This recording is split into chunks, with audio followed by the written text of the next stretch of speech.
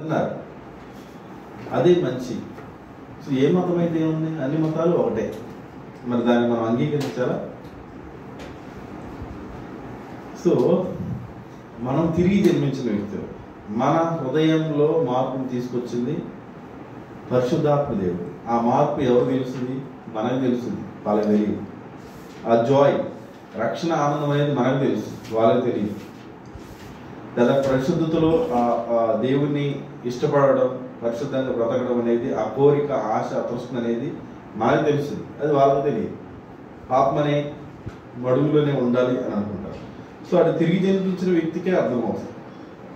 So కాబట్టి ఈ Christian character గురించి నేను మాట్లాడుతున్నానంటే ఇది అన్యులకు అర్థమయ్యే విషయం కాదు. అన్యులు ఎంత మాత్రం ప్రయత్నం చేయడానికి వాళ్ళు ప్రయత్నం చేసినా కొంతవరకే. కానీ మనకి ఎవరు హెల్ప్ చేస్తారంటే పరిశుద్ధాత్మ దేవుడు హెల్ప్ చేస్తారు. ఎవరైతే తిరిగి జన్మించారో వాళ్ళు పరిశుద్ధాత్మ దేవుడు నివాసం ఉంటున్నాడు. పరిశుద్ధాత్మ దేవుడి చేత మనం ముద్రింపబడి ఉన్నాం. He will help us to live like Christ. మన ప్రభువుని ప్రభువా, దేవా, నా తండ్రి అని మనం ఎలా చెప్పగలుగుతున్నామంటే పరిశుద్ధాత్మ దేవుడి ద్వారా. కాబట్టి ఈ క్యారెక్టర్ అనేది అది జరిగే పని కాదు అనేది, ఆ మాట ఒక ఎదుగుతున్న క్రైస్తవులు అనకూడదు. అది జరిగే పని కాదు, ప్రాక్టికల్ ఎంతవరకు పాసిబుల్ అని అనకూడదు. సో దేవుని సహాయంతో మనం ఆయన మార్గంలో నడవగలం, ఆయన మార్గంలో మనం నడవగలము, వెళ్ళగలము. God will help us. అయితే మనం aim to be like Jesus అని లాస్ట్ వీక్ మనం స్టడీ చేశాము. ఈరోజు ఏంటంటే టేకింగ్ ద లో ప్లేస్ అనే టాపిక్ గురించి మనం సింపుల్గా మనం స్టడీ చేయాలి. Taking the low place.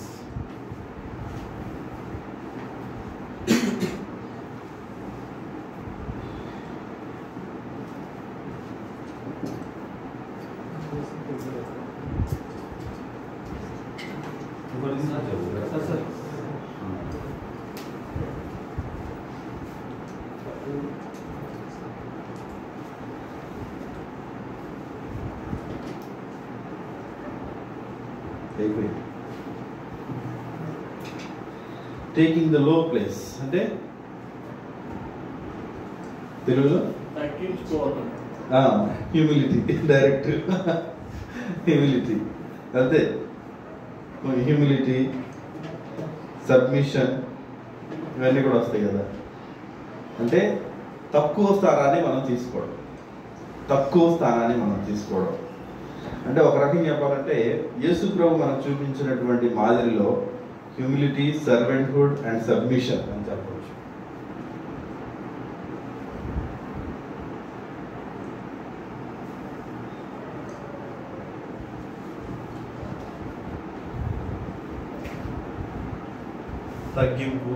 తగ్గింపు స్వభావం, మనం తగ్గించుకుంటాం. సర్వెంట్హుడ్ అంటే సేవ దృక్పథం, సేవ చేసేది. దాసుని స్వరూపాన్ని ధరించుకున్నారు కదా యేసు ప్రభు.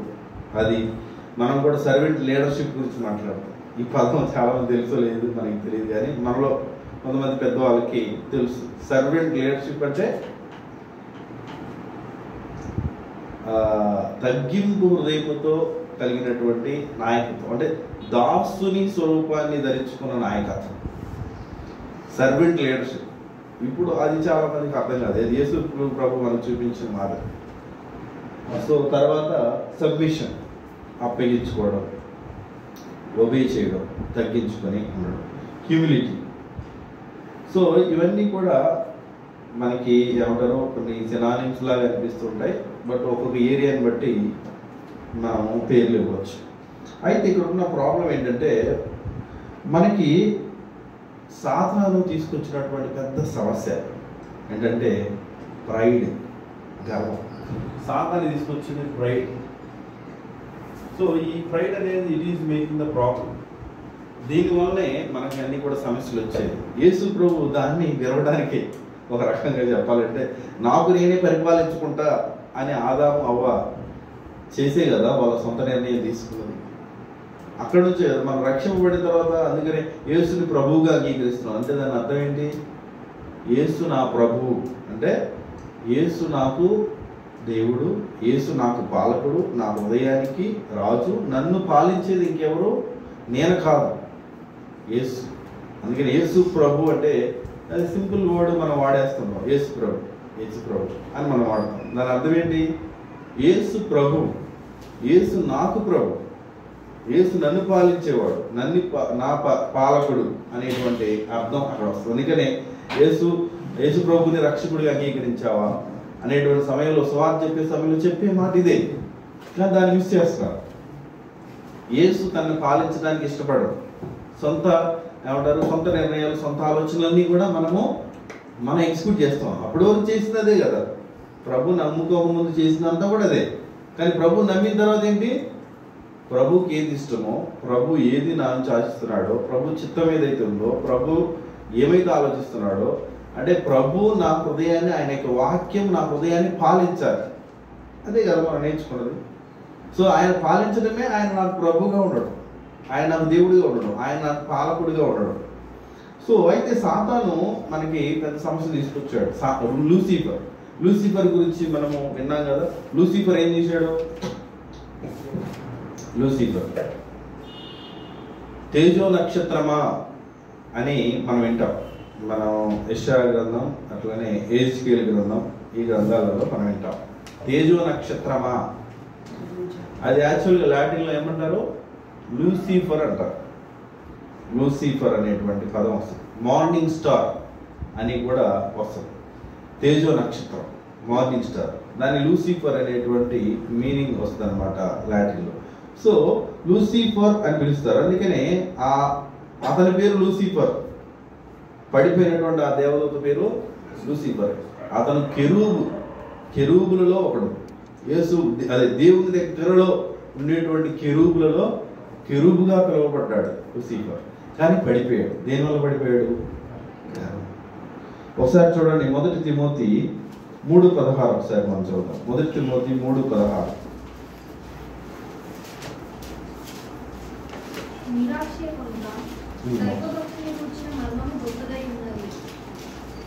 మొదటి తిమోతి 3:16.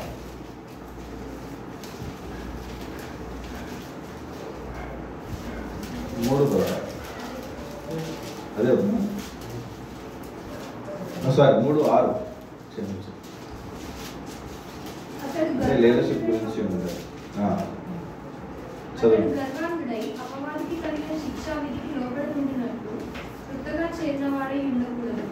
మరియు అతడు నిందాపాలై అపవాది ఊరిలో పడిపోతున్నట్టు సంఘములకు వెంపటి వారి చేత మంచి సాక్ష్యం పొందినవాడై ఉండవలెను. చూడండి ఏమంటాడు? అతడు గర్వాంతుడై అపవాదికి కలిగిన శిక్షావిధికి లోపడుతున్నట్లు కొత్తగా చేరిన వాడై ఉండకూడదు. అంటే యాక్చువల్గా లీడర్షిప్ గురించి మాట్లాడుతున్నారు. నాయకత్వంలో ఉండేవారు ఏమై ఉండకూడదు? కొత్తగా చేరిన వ్యక్తి అయి ఉండకూడదు. లీడర్షిప్లో ఎప్పుడు కూడా అప్పటికప్పుడు ఎంత పెద్దవాళ్ళు వచ్చినా ఏమంటారు? కొత్త వాళ్ళు మనం వస్తే వాళ్ళని నాయకత్వంలో పెట్టకూడదు. నాయకత్వం అంటే ఇది నడిపించని మనం అప్పగించి, లేక ఇదేమిటి ఏంటంటే అఫీషియల్గా సంఘ పెద్దలుగా నియమించేటువంటి విషయం గురించి మాట్లాడుతున్నప్పుడు ఎందుకు అపవాది ఏం చేశాడు? గర్వాంతుడై అపవాదికి కలిగిన శిక్షా విధిలో పడకున్నట్లు అపవాది ఏం చేశాడు? సాతాను ఏం చేశాడు? సాతానే అపవాది ఏం చేశాడు? దేవుని యొక్క స్థానాన్ని ఆశించాడు. ఒకసారి లూసిఫర్ గురించి మనం స్టడీ చేసాం కదా. దేవుని స్థానాన్ని ఆశించాడు. ఇక నాకు అడ్డే లేదని అనుకున్నాడు. దేవుని వలె ఉన్నాం అనుకున్నాడు. అయితే అట్లనే కొన్ని రాజ్యాలను కూడా హెచ్చించాడు. దాన్ని కూడా మనం స్టడీ చేసాం. తూరు దేశాన్ని బాగా అట్లా హెచ్చించి తూరు దేశం గురించి మాట్లాడేటప్పుడే ఈ తేజో నక్షత్రం గురించి మాట్లాడతాడు దేవుడు. అక్కడ తూరు దేశాన్ని హెచ్చిస్తాడు. ఆ తూరు దేశానికి హెల్ప్ చేసింది ఎవరంటే వాడే, అపవాది. హెచ్చించి తాను హెచ్చించి ఇక నాకేమీ అవసరం లేదు, నేను వండర్ఫుల్ బిజినెస్ చేస్తున్నాను, నేను సమస్తాన్ని రూల్ చేయగలను అని అనుకున్నాడు. ఆ దేశం గురించి యాక్చువల్గా మాట్లాడితే హిస్టరీలో మనకి గ్రీక్ సామ్రాజ్యాన్ని వెళ్ళినటువంటి పరిపాలించినటువంటి అలెగ్జాండర్ ఆ తూరు దేశాన్ని మట్టి దెబ్బగా చేసి పడేశాడు. గర్వించింది. ఎందుకంటే సముద్రం కొంచెం గ్యాప్లో ఉండింది, దీపిలాగా ఉండింది, మంచి బిజినెస్ ట్రేడింగ్ జరుగుతుంటుంది. చేపలు కానీ మిగతా బిజినెస్ అంతా కూడా చాలామంది అక్కడ వర్తకులు వచ్చిపోతూ ఉంటారు. మన ఏమంటారు గ్రీక్ సామ్రాజ్యాన్ని పరిపాలిస్తున్న ఆయన అలెగ్జాండర్ వచ్చినప్పుడు నువ్వు అక్కడ నుంచి రాలేవు అని అన్నాడు. అనుకున్నారు వాళ్ళు. ఇటువైపు రావడానికి ఇక ఓడలు అన్నీ కూడా తీసేశారు.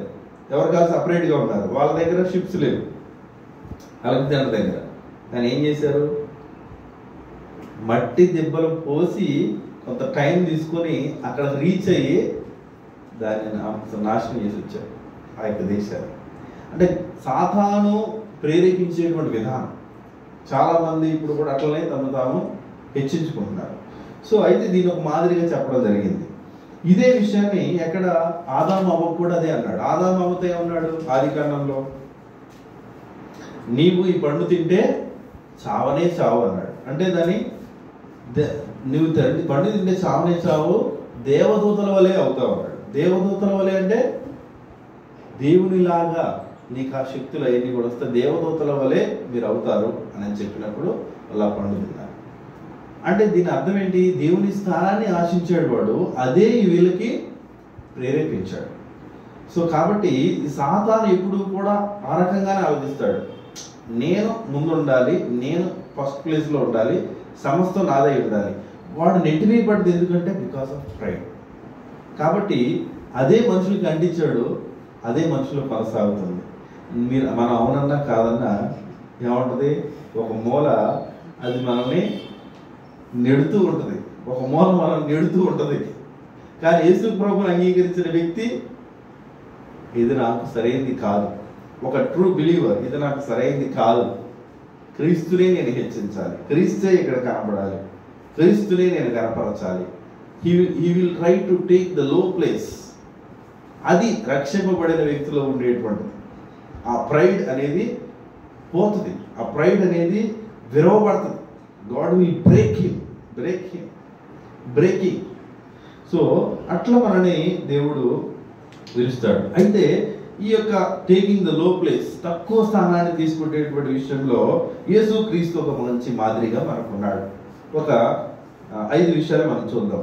Jesus as the supreme example. First example that is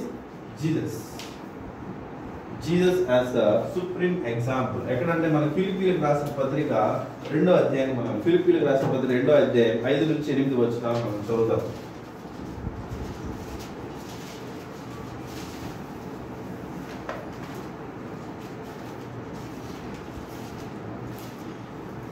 ఫిలిప్పీలకు రాసిన పత్రిక 2వ అధ్యాయం 5 నుంచి 8 వచనాలు.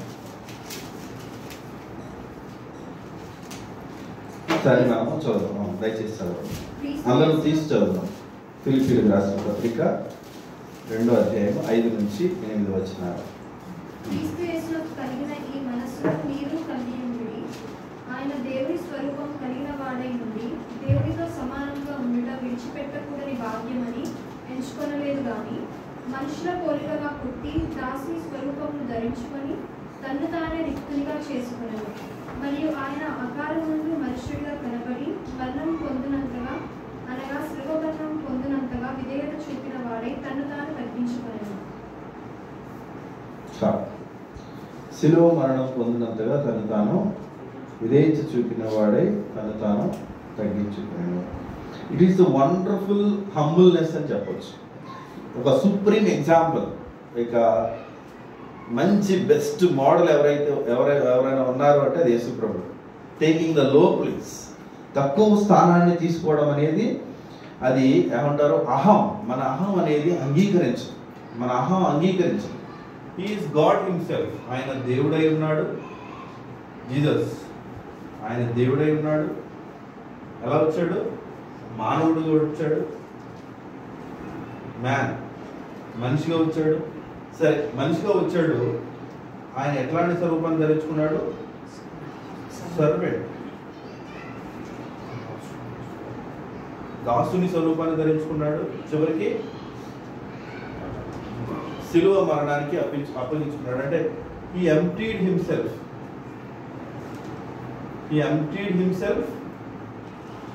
he died on the cross. Zero అయిపోయి తను తాను అప్పగించుకొని ఆయన చనిపోయాడు. ఎవరైనా God the creator, is the creator God. సర్వశక్తిమంతుడైనటువంటి దేవుడు, సమస్తాన్ని సృష్టించినటువంటి దేవుడు. ఆయన అనంతుడైనటువంటి దేవుడు మనిషిగా వచ్చాడు. మనిషి అంటే ఏంటి? లిమిటేషన్స్ ఉన్నాయి, అవధులు ఉన్నాయి, రక్త మాంసాల్లోకి వచ్చేసాడు. ఆయన అనంతుడు కదా.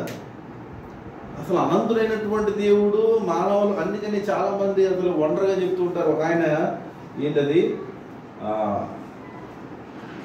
చంద్రమండలం మీదకి వెళ్ళినటువంటి వ్యక్తి ఏమన్నాడు, మనిషి చంద్రమండలం మీదకి వెళ్ళడం పెద్ద వింతేం కాదు, కానీ సర్వశక్తిమంతుడైనటువంటి దేవుడు, సమస్త సృష్టించిన దేవుడు భూమి మీద అడుగు పెట్టడం అనేది ఇట్ ఈస్ గ్రేట్ వండర్ అని చెప్పాడు. Real it's great wonder. మీరు యూనివర్స్ని చూస్తే యూనివర్స్లో భూమి ఎంత కూడా కనిపించదు. ఒక ఇసుక రేణువులాగా యూనివర్స్లో కనిపిస్తుంది భూమి. అట్లాంటి భూమి మీద మరి మానవుడు ఎంత ఉంటాడు? ఒక రెల్లు, అసలు అది పనికిరాదు, ఒక డస్ట్ పార్టికల్. ఆ మనిషి కోసం ఆయన దిగొచ్చాడు. ఆయన స్వరూపంలో ఉన్న ఆ మనిషి కోసం దిగొచ్చాడు.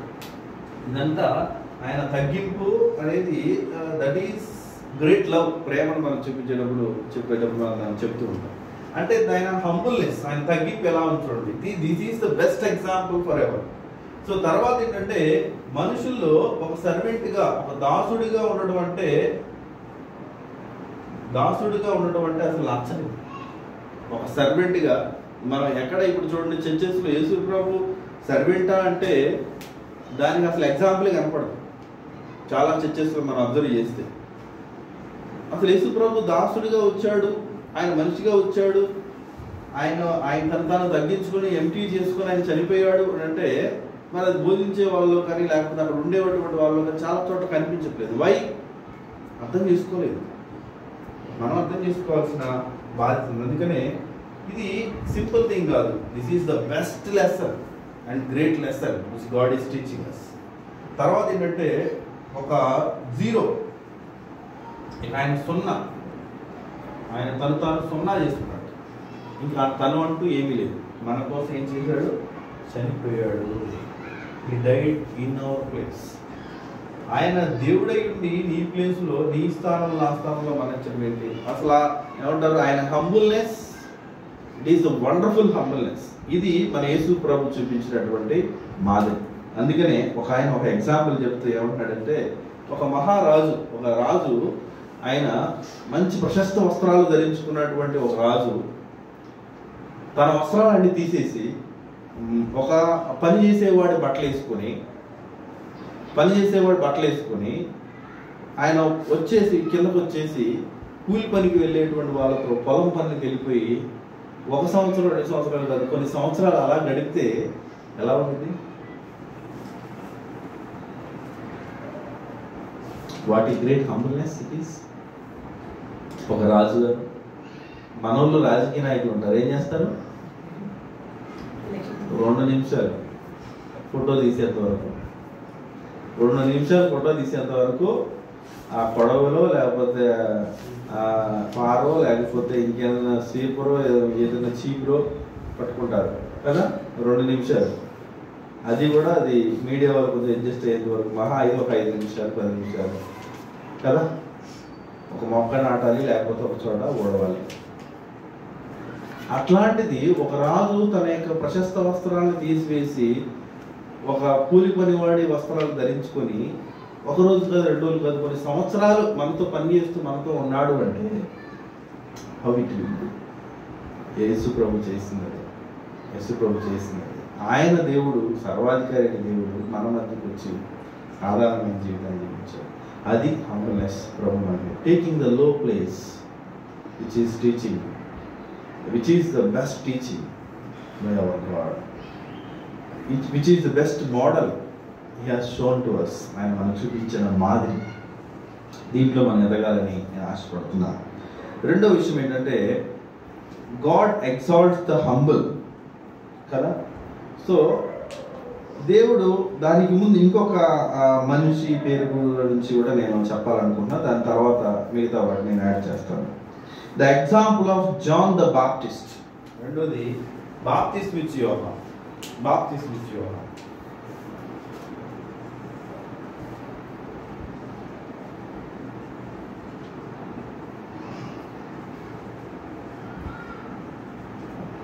The example of John the Baptist, యోహాను సువార్త 3:30. యోహాను సువార్త 3:30.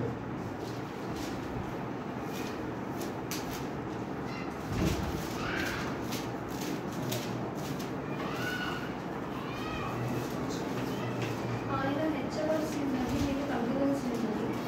పైనుండి వచ్చేవాడు అందరికీ పై ఉన్నవాడు, భూమి నుండి వచ్చేవాడు భూసంబంధమైన సంగతులను గురించి మాట్లాడు. పరలోకం నుండి వచ్చేవాడు అందరికీ పైగా నుండి తాను కన్న వాటిని గురించి. చాలు 30వ వచనంలోనే మాట్లాడి ఏమన్నాడు? ఆయన హెచ్చవలసి ఉన్నది నేను తగ్గవలసి ఉంది. ఈ మాట ఎవరు చెప్పారు? బాప్తిస్మ ఇచ్చే యోహాను చెప్పాడు. బాప్తిస్మ ఇచ్చే యోహాను. ఆయన హెచ్చవలసి ఉన్నది నేను తగ్గవలసి ఉన్నది. ఆయన చెప్పుల వారిని విప్పుటకైనను నేను పాత్రుడను కాను. ఆయన చెప్పుల వారిని విప్పుటకైనను నేను పాత్రుడను కాను కదా. సో యేసు ప్రభు చెప్పుల వారిని విప్పడానికి మనం పాత్రులమా? ఇంకొకటి మరి యోహాను, బాప్తిస్మ ఇచ్చే యోహాను. బాప్తిస్మ ఇచ్చే యోహాను ఎవరు అనుకుంటున్నారు? బాప్తిస్మ ఇచ్చే యోహాను గురించి మనకి చాలా తక్కువ తెలుసు. బాప్తిస్మ ఇచ్చే యోహాను తర్వాత ఇక్కడ మనం చూస్తే మలాకీ గ్రంథం ఉందా? పాత నిబంధన గ్రంథంలో మలాకీ గ్రంథం నుంచి మత్తయి సువార్త వరకు ఎన్ని సంవత్సరాలు గడిచినాయి? 400 సంవత్సరాల వరకు గడిచినాయి. 400 సంవత్సరాల వరకు గడిచినాయి. అంటే మరలా ఆ రెవల్యూషన్ రావడానికి, దేవుని యొక్క బయలుపాటు రావడానికి ఆ మధ్యలో ప్రవక్తలు ఉన్నారా? లేరు. సో ఈ 400 సంవత్సరాల తర్వాత వచ్చినటువంటి గాడ్స్ రెవల్యూషన్ ఎక్కడ మొదలైందంటే మనకి జకరియా ఎలిజబెత్లకి కుమారుడిని ఇవ్వడానికి గబ్రియేలు దేవదూత వచ్చి మాట్లాడతాడు. నీవు కుమారుడు కంటావని చెప్తాడు. అప్పుడు జకరియా ఎక్కడున్నాడు? అతి పరిశుద్ధ స్థలంలోకి వెళ్ళాడు. అక్కడ దేవదూత వచ్చి తనతో మాట్లాడడం జరుగుతుంది. గబ్రియేలు దేవదూత ఆయన వచ్చి మాట్లాడతాడు. సో అదే 400 సంవత్సరాల తర్వాత వచ్చిన రెవల్యూషన్ అదే. సో దాని గురించి ఇంకా చెప్పడం జరుగుతుంది. అయితే ఇక్కడ ఒక విషయం ఏంటంటే అప్పుడు వచ్చినటువంటి ప్రవక్త లేకపోతే అరణ్యంలో ఒకరి శబ్దము అనే యెషయా గ్రంథంలో ఎవరి గురించి రాయబడ్డది? అరణ్యములో నుంచి వచ్చే ఒకరి శబ్దము ఎవరి గురించి రాయబడ్డది అంటే యోహాను గురించి. బాప్తిస్మ ఇచ్చే యోహాను. అంటే బాప్తిస్మ ఇచ్చే యోహాను అడవిలో పెరిగి అడవిలో నుంచి వస్తాడు, బయటకు వస్తాడు. యేసు ప్రభు ఆయనకు మార్గాన్ని సరళం, యేసు ప్రభు రాబోతున్నాడు కదా, ఆయన మార్గాన్ని సరళం చేయడానికి ఆయన వచ్చి ముందు వస్తాడు. అంటే 400 సంవత్సరాల తర్వాత. సో ఆయన బాప్తిస్మ ఇచ్చే యోహాను డైరెక్ట్గా రాజులకి కూడా వ్యతిరేకంగా మాట్లాడిన వ్యక్తి. అంటే రాజు ఒక తప్పు చేస్తున్నప్పుడు తన యొక్క తమ్ముని భార్యని తను ఉంచుకున్నప్పుడు నువ్వు చేసిన తప్పు అని కూడా గట్టిగా చెప్పినటువంటి వ్యక్తి బాప్తిస్మ ఇచ్చే యోహాను. బాప్తిస్మ ఇచ్చే యోహాన్ని అందరూ నమ్మటం మొదలైశారు. బాప్తిస్మ ఇచ్చే యోహాను బాప్తిస్మాన్ని కూడా తీసుకుంటున్నారు. చాలా మంది యాజకులు కూడా ముందుకు వచ్చి బాప్తిస్మ తీసుకుంటున్నారు. ఒక మంచి పేరు కలిగినటువంటి, ఒక దృఢమైనటువంటి, స్ట్రాంగ్ గా మాట్లాడగలిగినటువంటి ఒక ప్రవక్త, 400 సంవత్సరాల తర్వాత వచ్చినటువంటి ఒక ప్రవక్త, స్ట్రాంగ్ గా బోల్డ్ గా ఉన్నటువంటి ఒక పర్సన్. ఈ టైంలో యేసు ప్రభు ఆయన దగ్గరకు వచ్చినప్పుడు ఏమన్నాడు? నా ఆయనకు వచ్చేవాడు, ఆయన నాకంటే గొప్పవాడు, ఆయన చెప్పుల వారిని విప్పుటకైనా నేను పాత్రుడను కాను, లోక పాపమును మోసుకెళ్ళిపోయే దేవుని గొర్రెపిల్ల, ఆయన హెచ్చవలసి ఉన్నది నేను. అసలు అంటే ఆయనకు వచ్చిన స్థానం ఆ రేంజ్లో ఉంది బాప్తిస్మ ఇచ్చే యోహానికి. తనని ఒక రేంజ్లో హైప్ చేశారు. నిజంగా అదే స్థానం ఉంది అందరి మధ్య. బాప్తిస్మ ఇచ్చే యోహాన్ అంటే అందరికి ఒక స్టాంప్ ఇక అంతే. ఆ సీజన్లో అందరూ వచ్చి బాప్తిస్మ తీసుకునేవాళ్ళు. ఎంత గట్టిగా మాట్లాడంటే మీరు మీ యొక్క మారు మనసుకు తగిన ఫలాన్ని ఫలించండి అని బోల్డ్గా చెప్పినటువంటి వ్యక్తి. అట్లాంటి వ్యక్తి ఏమన్నాడు? మీరు ఆయన హెచ్చవలసి ఉన్నది నేను తగ్గవలసి. యేసు ప్రభు ఆయన చూపించిన మాదిరి ఆ దేవుణ్ణి తెలుసుకున్నటువంటి వ్యక్తిగా యేసు ప్రభుని హెచ్చిస్తున్నటువంటి విధానం. అంటే మనము మన లైఫ్లో చేయాల్సినటువంటిది ఇదే, మనం మన జీవితంలో చేయాల్సినటువంటిది ఇదే. Taking the low place. ఈయనదైతే ప్లేస్ని తీసుకున్నాడు, ఒక మాదిరి మనం చూపిస్తున్నాడు. Taking the lower place. చాలామంది ఏమంటారు, అట్లాంటి పరిస్థితులు వస్తాయి, అరే ఇట్లా నీకులాగా ఉన్నటువంటి కష్టమరా బాబు, అసలు నవీన్ అంటే మాలో మంచి పర్సను, వాడిలాగా ఉండాలని చుట్టాలనొచ్చు కదా. కానీ అది వాస్తవం, నిజంగా ఆ ఏరియాలో మనం ఉంచుతారు దేవుడు, తప్పదు. కానీ మనం ఎవరిని హెచ్చించాలి? దేవుని హెచ్చించాలి. ఇదంతా కూడా దేవుడు నాకు ఇచ్చినటువంటి ఆలోచన. దేవుడి కృపను బట్టి నేను బ్రతకడమే కానీ, దేవుడి కృపను బట్టి నేను బోధించడమే కానీ నాకు ఇది అసాధ్యం. సో ఆయన చూపించిన మాదిరిని మనం చూపించాలి. అందుకనే ఒక ఆయన అంటాడు, ఒక ఫేమస్ ప్రీచర్ ఒక మాట అంటాడు, ఏంటంటే అంటే యేసు ప్రభుని అనుసరించమని చాలా మంది వ్యూస్ ఒక క్రౌడ్ వచ్చినప్పుడు అలా బోధిస్తున్నాడు. బోధించిన తర్వాత ఆయన ఏమంటాడంటే ఒక మాట అనాల్సి వచ్చింది. ఆయన ఏంటంటే వెనక్కి తగ్గాడు, ఒక స్టెప్ వెనక్కి తీసుకుని. పెద్ద క్రౌడ్ వచ్చింది, ఆయనకి ఏంటంటే ఒక పెద్ద ఆయన ఫాలోవర్స్, ఒక రకంగా చెప్పాలంటే ఆయన అంటే ఇష్టం చాలా మంది. ఆ ప్రీచర్ రాకుండా చాలా మంది వచ్చారు. ఆయన అంత గొప్పగా ప్రీచ్ చేసి వెనక్కి ఒక అడిగేసి ఒక మాట అన్నాడు, ఏంటంటే don't follow me, follow Christ అని అన్నాడు. Don't follow me, follow Christ Jesus. He has taken the step back. ఒక అడుగు వెనక్కి తీసుకుని అన్నాడు, నన్ను అనుసరించద్దు, యేసు ప్రభువుని అనుసరించు, ఫాలో జీసస్. ఇదే ఎగ్జాంపుల్ మన ముందు పెట్టాడు ఎవరు? బాప్టిస్ట్ ఇచ్చే యోహాను. అదే ఎగ్జాంపుల్ మనం అనేక మంది ముందు మనం చూపించాల్సిన వారమే. This is what we have to learn in our lifes. This is what. ఇది రెండవ ఎగ్జాంపుల్. నేను మూడో ఎగ్జాంపుల్ జనరల్గా నేను చదువుతాను. The servant leadership of Jesus. మూడవది ఏంటంటే the servant leadership of Jesus.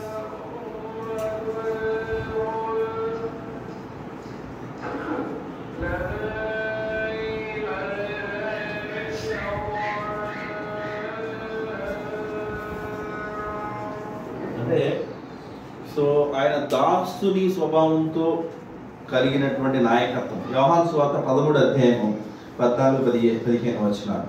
యోహాను సువార్త 13:14-15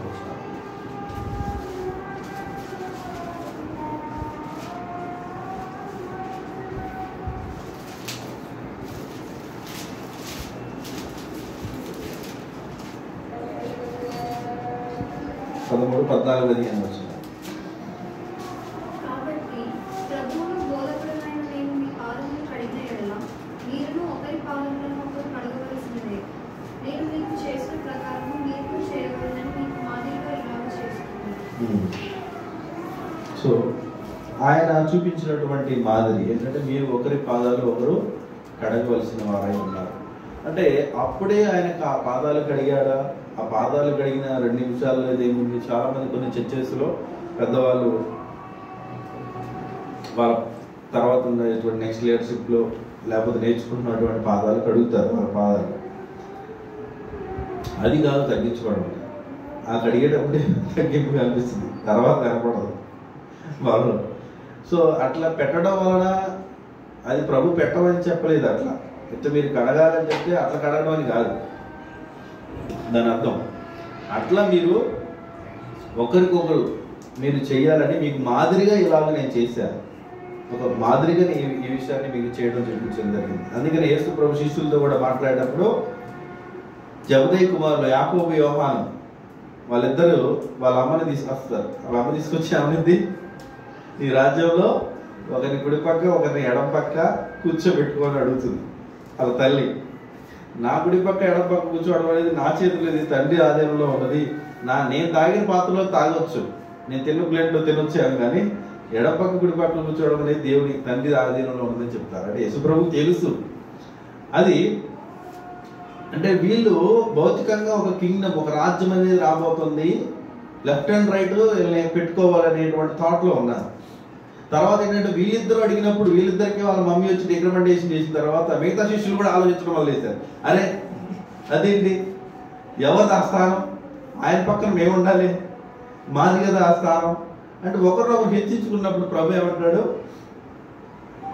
మీరు ఈ లోకంలో చాలా మంది మీ మీద ప్రభుత్వం చేస్తారు, అధికారులు, కానీ మీలో గొప్పవాడు మీకు దాసుడై ఉండాలి, మీకు పరిచర్య చేసేటటువంటి వాడై ఉండాలి. అందుకని మనిషి కూడా కుమారుడు పరిచారం చేయించుకుంటకు రాలేదు, కానీ పరిచారం చేయుటకును అనేకులకు ప్రతిగా విమోచన క్రయతనుగా తనకు మనం అర్పించుకుంటకు ఈ లోకానికి వచ్చాడని చెప్పడం జరిగింది. కాబట్టి పొజిషన్స్ కోసం ప్రాకులాడేటువంటి తత్వం కూడా ఉండదు. అవును, లీడర్షిప్ ఏదైనా జరుగుతుందని కొంతమంది ఏమంటారు అనుకున్నారు, ఏదన్నా మన జాబ్ ఇంటర్వ్యూకి వెళ్తాం, ఇంటర్వ్యూకి వెళ్ళినప్పుడు ఏమంటాం, ఈ వర్క్ మీరు చేయగలరంటే I'm well enough to do this work, if you teach me I will learn and I will do this work, I have this experience, that experience అని మనం ప్రమోట్ చేసుకోవడానికి చెప్పుకుంటాం, మంచిదే. కానీ సంఘంలో నాయకత్వానికి ఎవరైనా ఇంటర్వ్యూ చేస్తున్నప్పుడు ఎలా చెప్తారు, సంఘంలో నాయకత్వానికి పెద్దలు వచ్చి మన ఇంటర్వ్యూ చేస్తే ఎలా చెప్పాలి, I'm not worthy to take this place, I don't know what to do, how to do. అప్పుడు పెద్దోళ్ళు అంటారు, no, many are proposing your name, you should be the leader. ఇంకొక ఆయన వచ్చి కూర్చున్నాడు సీట్లో, yeah I'm well enough to lead the church, I must be the leader, I'm qualified for this అని ఎట్లా చెప్పుకుంటే హౌ ఇట్ ఈస్, ఎట్లాంటివి జరిగింది. So అప్పుడు వాళ్ళు ఏం చేయాలో అర్థం కాక తల పట్టుకున్నారు, నిజం. సో దేవుని ముందు ఇది కరెక్ట్ కాదు. అందుకే లీడర్షిప్ విషయంలో కూడా సర్వెంట్ లీడర్షిప్ ఒక మాదిరికరమైనటువంటి, అందుకని లాస్ట్ ఏలూరు చర్చికి వెళ్ళినప్పుడు కూడా ఒక టాపిక్ టీచ్ చేయడం జరిగింది. అదేంటంటే షెపర్డింగ్ గురించి చెప్పడం జరిగింది. దాని దేవుని చిత్తం అయితే షెపర్డింగ్ గురించి కూడా నేర్చుకున్నాం, ఎందుకంటే కొంతమంది ఎట్లా పరిచయలు ఉంటున్నారు కాబట్టి. So these are the things which God is teaching us. కాబట్టి ఒక చిన్న ఎగ్జాంపుల్ ఏంటంటే, ఒక CEO, కంపెనీ CEO, ఒక గ్రేట్ CEO అంటే చీఫ్ ఎగ్జిక్యూటివ్ ఆఫీసర్ ఉంటారు కదా మనకి. మొన్నటి వరకు మైక్రోసాఫ్ట్ CEO ఎవరు, మైక్రోసాఫ్టా గూగులా, మైక్రోసాఫ్ట్ సత్యనారాయణలా, గూగులా మైక్రోసాఫ్ట్, సో సత్యనారాయణ మొన్నటి వరకు, ఇప్పుడు వేరే వాళ్ళు అనుకుంటారు కదా. సో ఒకవేళ అట్లాంటి గ్రేట్ CEO, మంచి కంపెనీ CEO, చీఫ్ పొజిషన్లో ఉన్నటువంటి పర్సన్ ఏదో ఒక స్వీపర్ ఓడుస్తున్నటువంటి ఒక వ్యక్తి దగ్గరికి వచ్చి తను ఇబ్బంది పడుతూ ఉంటే ఐ విల్ హెల్ప్ యూ అని ఓడగలుగుతారా? ఆ CEO ఒకవేళ కూర్చాడు అనుకోండి, ఎలా ఉంటుంది, హౌ ఇట్ విల్. కొంతమంది అలా చేశారు great CEOs. Okay, so they help లేదు, ఇలా ఓడవాలి. సో ఓడ్చడం, క్లీన్ చేయడం అనేది మనం కూడా ఇంట్లో చేయాలి. చర్చిలో గుర్తు చేస్తే కష్టం, ఓడ్చడం, క్లీన్ చేయడం, పనులు చేయడం అనేది మనం కూడా ఇంట్లో నేర్చుకోవాలి, ఇంట్లో చేయాలి. లేకపోతే చర్చిలో అలవాటు అవ్వదు, చర్చిలో యాక్టింగ్ అవుతుంది. అక్కడ లేదని ఎక్కడ ఎట్లా చేయగలం, కష్టం అవుతుంది. కాబట్టి అక్కడ మనం చెయ్యాలి, అప్పుడప్పుడు మనం చేసి మనం నేర్పించాలి. అఫ్ కోర్స్ మీరు మ్యారీడ్ కాదు కాబట్టి కొన్ని సీక్రెట్స్ ఉంటాయి దీంట్లో, మీకు తెలియదు. అలా చేయడం మొదలైతే ఇంట్లో వాళ్ళు పని చేయరండి అని అంటారేమో, ఇంట్లో వాళ్ళు పని చేయరండి అని అంటారేమో. లేదు, మనం అలా చేయటం మొదలేసి నేర్పిస్తే, కొంచెం దేవుని పాఠాలు కూడా మనం నేర్పిస్తే వాళ్ళ తర్వాత ఇంకెక్కువ కష్టపడతారు.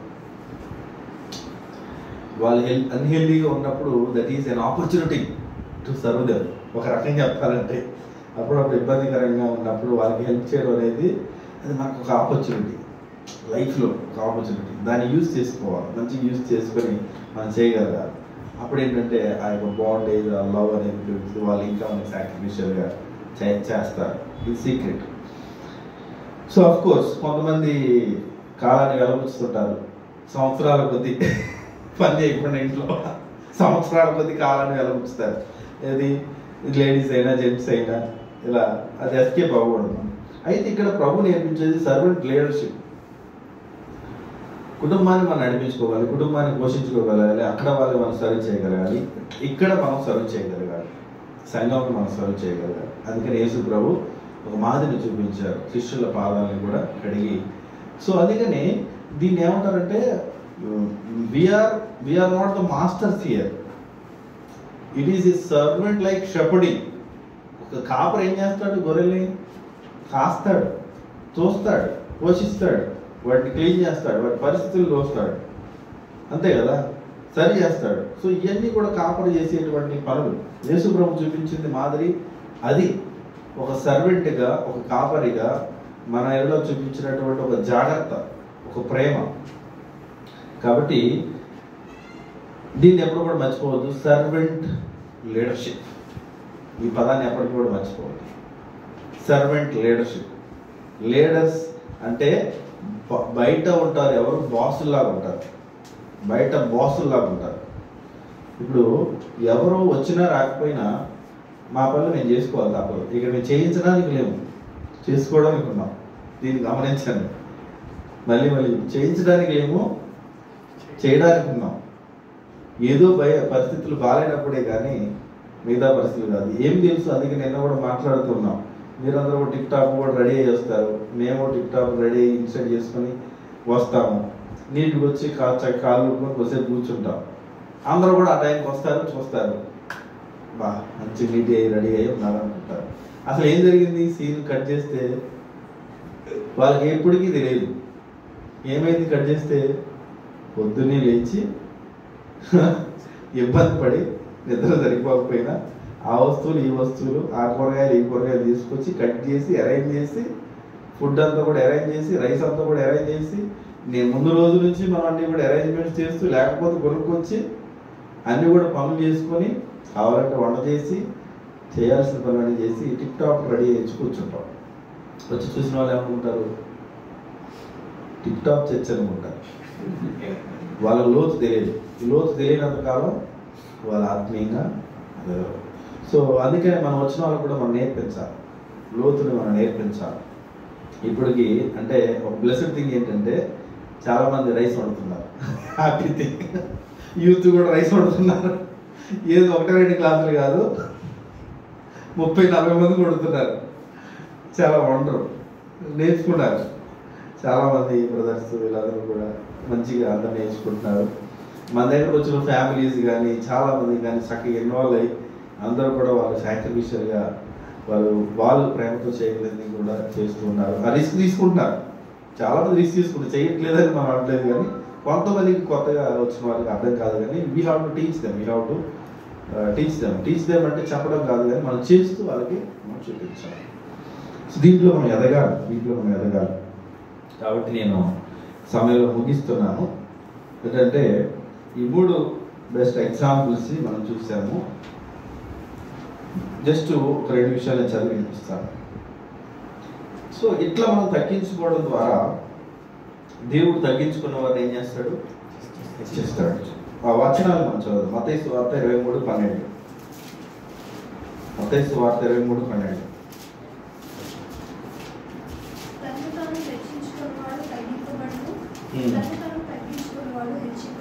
తను తాను హెచ్చించుకునేవాడు తగ్గింపబడను, తగ్గించుకునేవాడు హెచ్చించుకోవడం. చూడండి. సో అంతే కదా. ఇది కామన్గా కొంతమందికి కనిపిస్తుంది, బట్టబయలు అయిపోతుంది. మనము తగ్గించుకునేటువంటి స్థితిలో ఉండాలి. మనం ఎంతటి వారము, ఎంతటిది, మన లైఫ్ ఎంతటిది. అఫ్కోర్స్ అందరి ముందు మనం చెప్పాలని కాదు, కానీ అట్లాంటి పరిస్థితులు వస్తే మనం చెప్పలు తప్పదు. బట్ దేవుడి సన్నిధిలో మనం మన ప్రార్థనలో ప్రభుని దగ్గర మనం ఒప్పుకుంటూనే, మనం సర్చ్ చేసుకుంటూనే మనం అడుగులు వేయాలి. అందుకనే ఒక ఆయన అన్నాడు, ఒక ఫార్మరు చూస్తున్నాడట. ఒక ఫార్మరు పంట పొలాలు ఉంటాయి కదా, మనం వరి పండింది కదా, వరి పండినప్పుడు వరి మొక్కల్ని గమనిస్తున్నాడు. వరి మొక్కల్ని గమనిస్తూ ఉంటే ఒకటేమో నిఠారుగా నిలబడి ఉంది, పక్కన ఉన్నాడు. రెండింటిని అబ్జర్వ్ చేస్తాడు. ఒకటేమో వంగిపోయి ఉంది, అది పంట కాదు, పాత వస్తే కాదు. ఒక నిఠారుగా నిలబడి ఉంది, ఒకటేమో వంగిపోయి ఉంది. అబ్జర్వ్ చేశాడు. అబ్జర్వ్ చేస్తే నిటారుగా నిలబడిన దానికి ఒడ్లు లేవు, వంగిపోయిన దానికి మంచిగా పండింది ఒడ్లు ఉన్నాయి. ఒడ్లు ఎక్కువ ఉండడం వల్ల అది వంగిపోయింది. అంటే తను దానికి హెచ్చించుకునేటువంటి వాడు ఎలా ఉంటాడు? Always empty. దాన్ని తగ్గించుకునేవాడు ఎలా ఉంటాడు? ఫ్రూట్ఫుల్, ఫలభరితులు. ఓ మాకు తెలియదంటావా? అప్పుడే మేము చిన్నప్పుడే చేసి పడేస్తాం, అవన్నీ మాకు తెలిసి అనేవాడు. ఇవన్నీ పిట్టపోతలో ఇవన్నీ కూడా ఆత్మీయతలో మనకి పని చేయాలి. కరెక్ట్ కాదు. Reality, you should believe in the reality. అందుకనే యేసు ప్రభు చాలాసార్లు బోధించాడు. ఎవరైనా భోజనానికి పిలిచినప్పుడు మనం వెళ్ళి ముందు వరుసలో కూర్చొని, ప్రథమ స్థానంలో కూర్చొని, మనం ఎవరైనా పిలిచినప్పుడు అక్కడే కూర్చుంటే ఎవరైనా కొత్త వాళ్ళు వచ్చి బెస్ట్ పీపుల్ వచ్చారనుకో, వాడికి ఏం చేస్తాడు? మీరు కొంచెం వెనక్కి వెళ్తే వాళ్ళు కూర్చుంటారంటాడు. అవునా? కానీ మనం సరైన విధంగా ఒక చోట కూర్చుంటే మనల్ని పిలిచారు అంటే అది బెటర్. అంటే ఇది ఏ టైంలో చెప్పాడంటే, వాళ్ళు ఎక్కువ సమాజ మందిరంలో మంచి మంచి స్థానాలను కోరుకునేవాళ్ళట. యాజకులు, ఈ పరిచయులు, వీళ్ళందరూ కూడా వాళ్ళ సమక్షంలో ఈ మాట చెప్పడం జరిగింది. అట్లనే మనం ఎవరు లేనప్పుడు మనం వచ్చి మేము ముందు సీట్లోనే కూర్చుంటాం కామన్గా. ఎవరు వచ్చినప్పుడు ఏ సీట్ వేయాల్సినప్పుడు ఇస్తాం, అదేం కాదు. కానీ the expectation that is wrong. మొదటిగా నేను ఉండాలి, మొదటిగా నేను కనిపించాలనేది. యాకోబు 4:10 ఒకసారి చదివి మనం నేర్చుకున్నాం. యాకోబు 4:10.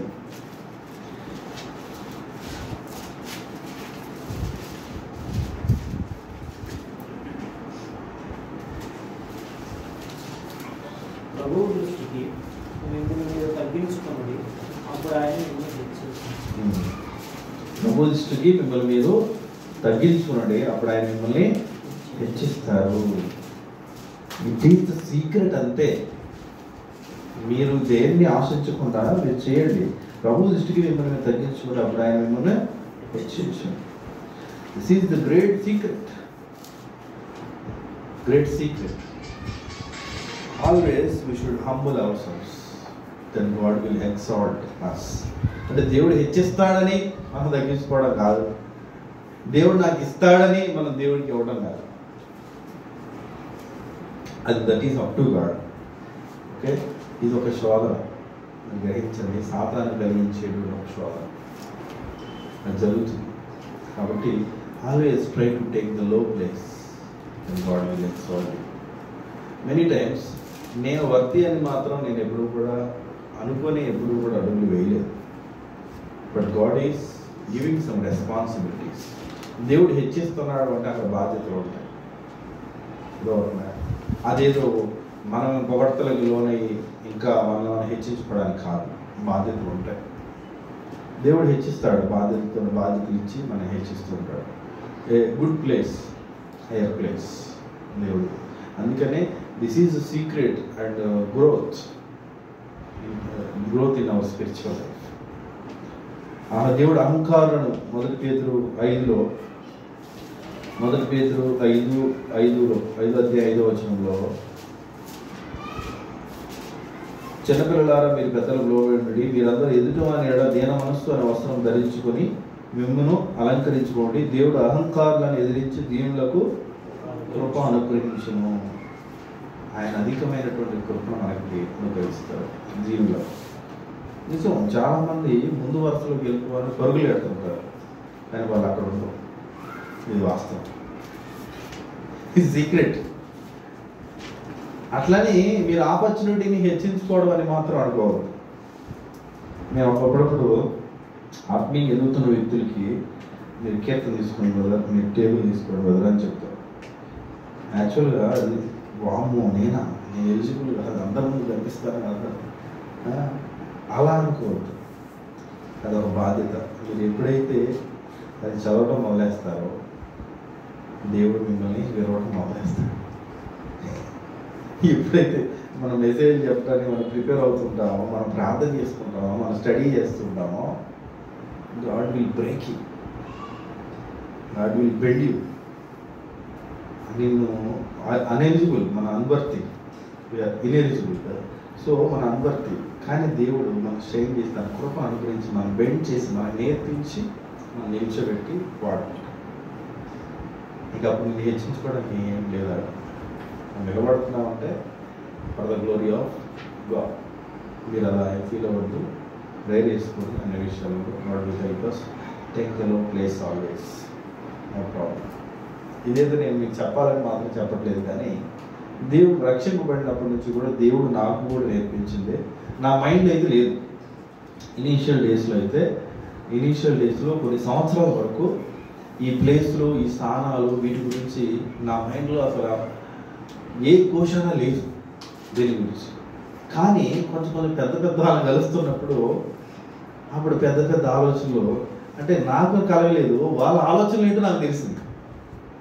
ఓకేనా? స్పిరిచువల్గా లేకపోతే ఏ వయసులో పెద్ద వీళ్ళని కలిసినప్పుడు వాళ్ళ యొక్క ఆలోచన నాకు అర్థమైంది, వాళ్ళు దేన్ని కోరుకుంటున్నారో నాకు అర్థమైంది. అప్పుడు నాకు అనిపించింది ఇది ఆత్మీయతకి కొంచెం దూరంగా ఉన్నదే అనే డౌట్ నాకు వచ్చింది. ఇప్పటికీ కూడా కొంతమందిని I use to observe. So I never expect anything, any positions ఇప్పటి వరకు. అయితే ఆ టెంప్టేషన్స్ అయితే వస్తాయి, శోధన అయితే వస్తాయి. కాబట్టి మనం ఏం చేయాలి? ప్రభు సన్నిధిలో, O Lord, it is not for my glory, my exaltation, but it is for your glory. You do the work. నువ్వు పని జరిగించు, నీ మహిమార్థమై నేను చేయి, నీ ఉద్దేశంతో నేను చేయి. మేము కనిపించకూడదు, బట్ నువ్వు కనిపించాలి. సో దేవుడు నామానికి మహిమకరంగా, దేవుడు మనల్ని దీవించిన దీనులుగా ఉండి బ్లెస్డ్గా ఉండాలని నేను కోరుకుంటున్నాను. అప్పుడు దేవుడి హస్తాలు బహుగా మనం వాడబడతాము. దేవుడు దీవించిన. ఓకే, మనం ప్రార్థన చేసి ముగించుకుంటాం.